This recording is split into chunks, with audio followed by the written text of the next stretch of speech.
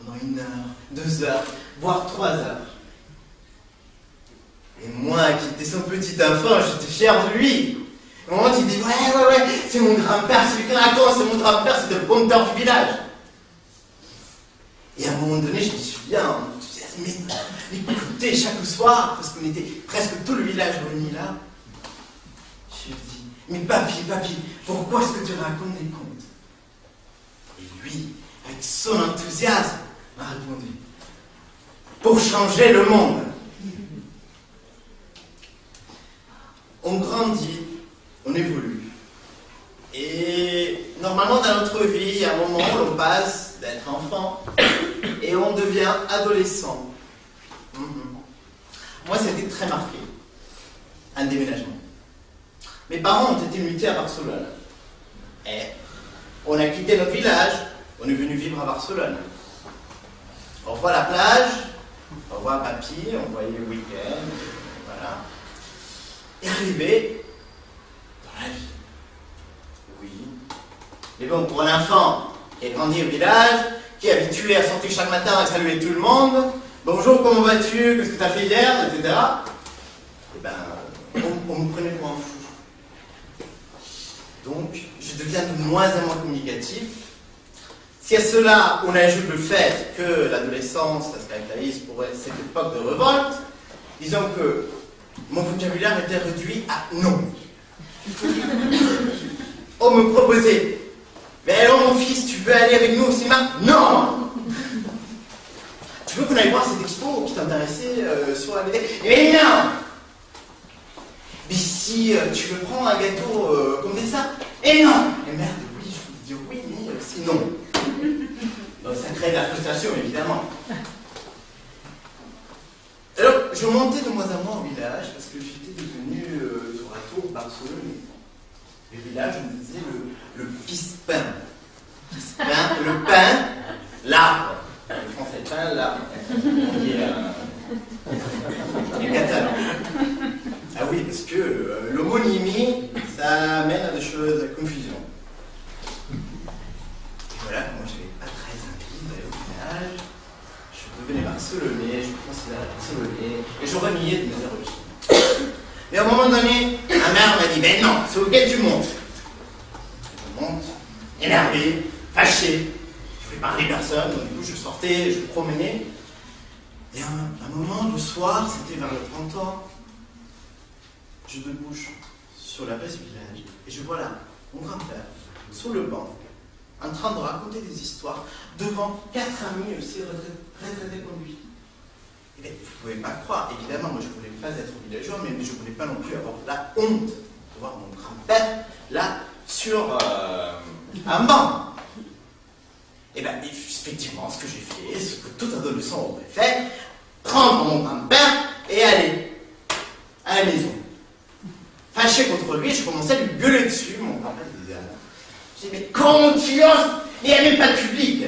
Ben, tu casses un bien retraité. Qu'est-ce que tu veux faire avec eux? Et à un moment donné, très fâché, je lui demande, mais pourquoi est-ce que tu racontes des contes? Et lui, il a l'air triste. Il me dit, tu sais, je raconte des contes pour que le monde ne change pas si rapidement. Alors, je dois vous dire, si vous avez des adolescents à la maison, ne vous inquiétez pas. L'adolescence est une époque transitoire, ce qui est arrivé à moi. Alors, quand j'ai fini mon adolescence, à peu près quand je suis rentré à la fac, et bien, je commençais mes études en philologie française, un petit détour en lettres classiques, et j'ai vu que je ne pouvais pas rester là beaucoup de temps à traduire.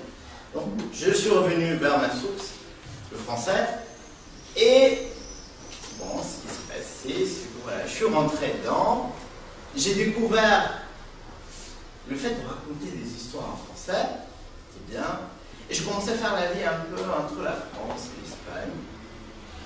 C'était encore mieux. Et voilà, d'un côté et de l'autre des Pyrénées, à un moment on se fatigue aussi d'être d'un côté et de l'autre, il y a des époques de fatigue. Et donc dernièrement, j'ai eu une petite époque de fatigue.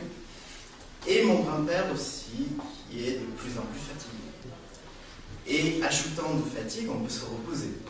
Donc j'ai pris quelques jours et j'ai décidé d'aller faire une visite à mon grand-père. Le rapport il est beaucoup mieux que dans mon adolescence.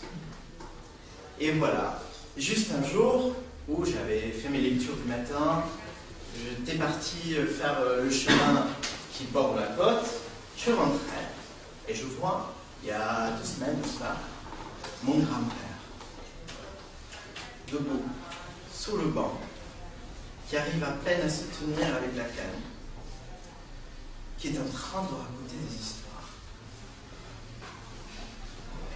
Et devant lui, personne. La place est vide. Alors moi, je souris, je sais ce que je dois faire. Je m'assois et pendant 1 heure, j'écoute mon grand-père. C'est lui qui a été mon premier maître conteur. Et quand je vois qu'il a à peu près fini, je me lève, je l'aide à descendre et ensemble, on va chez lui. Et pendant le chemin, très fier de mon grand-père, je lui demande, papy, pourquoi est-ce que tu racontes des histoires? Et là, il éclate de rire et me dit, tu sais, quand tu étais petit, tu m'as demandé la même chose. Et je t'ai répondu, pour changer le monde. Adolescent, un peu énervé, tu m'as posé la même question. Et j'ai répondu, pour que le monde ne change pas si rapidement. Maintenant que tu es adulte, à ton tour, tu es devenu comme toi. Je sais que tu pourras me comprendre. Je raconte pour que le monde ne me change pas.